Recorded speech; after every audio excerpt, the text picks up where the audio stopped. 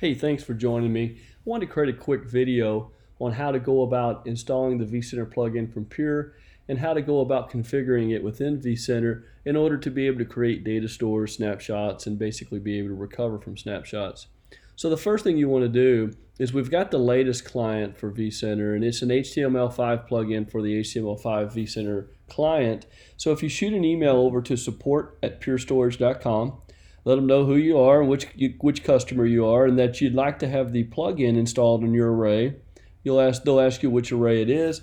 They'll push that to your array, and then once it's pushed to your array, you can log into the UI, go to settings, go to the software, and then click here under vSphere plugin, enter in your vCenter host and credentials. It'll only use it one time, and that essentially injects the plugin into vCenter.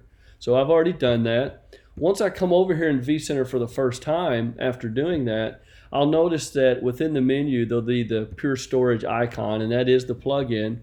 And here's where I'll make VMware vCenter aware of the flash array in my environment. So I'll click Add. I've got flash array 2.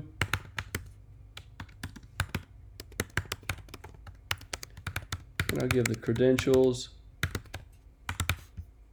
Hit submit. It'll connect to the array, and it'll basically create that connection point from vCenter back over to the array. So now if I go to hosts and clusters, if I right click on cluster here, what I notice is I've got the Pure Storage link here, menu item, and the first thing I want to do is tell it to configure iSCSI. It'll bring up a menu. I'll say, yep, I want to configure iSCSI for this particular array that I've just added. Hit configure, and this makes all of the ESX hosts aware of the flash array environment in this cluster. The next thing I'll want to do is right click again. I'll go to Pure Storage, and I'll say I want to add the host group. What that's going to do is that's going to add this particular host group, cluster 01, with these hosts to it. I'll specify that I want flash array 2.